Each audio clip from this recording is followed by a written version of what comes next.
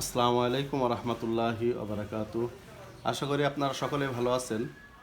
আজকে আপনাদেরকে Symphony Z33 এই সেটটার সামান্য কিছু ইনফরমেশন দেব, যেটা আপনাদের অনেক উপকারে আসতে পারে।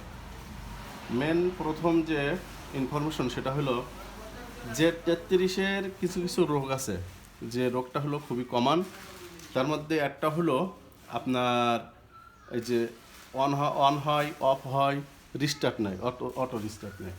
তো এরকম অবস্থায় টেকনিশিয়ানরা কী করে, ব্যাটারিটা চেঞ্জ করে দেখে। ব্যাটারি চেঞ্জ করার পরেও যখন এটা কাজ হয় না, তখন কি করবেন?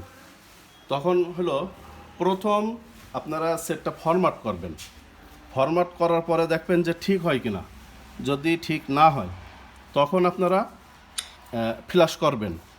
তবে জেনে রাখা উচিত যে CM2-তে এখন SP3-তে আপনার এটা সাপোর্ট।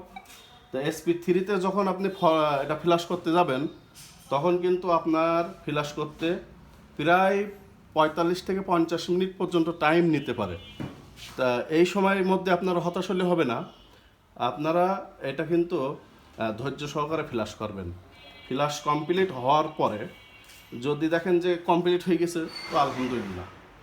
আর সবথেকে গুরুত্বপূর্ণ যে ইনফরমেশন সেটা হলো এই সেটগুলোতে বেশিরভাগ আপনার এই যে কিংস্টোন কোম্পানির যে আইসি লাগানো হয়, এই আইসিগুলো কিন্তু খুবই দুর্বল।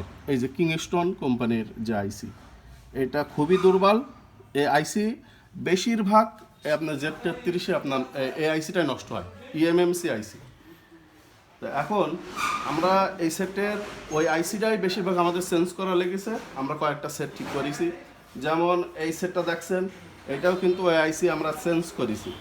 এতে আমরা স্যামসাংয়ের একটা আইসি দিছি, যেটা আপনার মূলত এতে থাকে 332, কিন্তু আমরা দিছি হলো 3 GB র্যাম, 16 GB স্টোরেজ।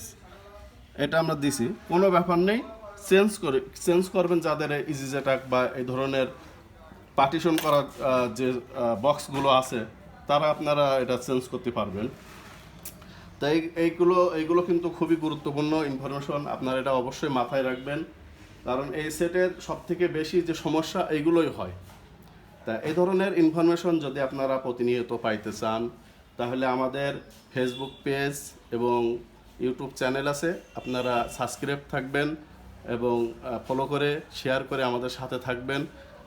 আপনাদেরকে এই ধরনের ভিডিও আরও আমরা দেওয়ার চেষ্টা করব। আপনারা সবসময় আমাদের সাথে থাকবেন।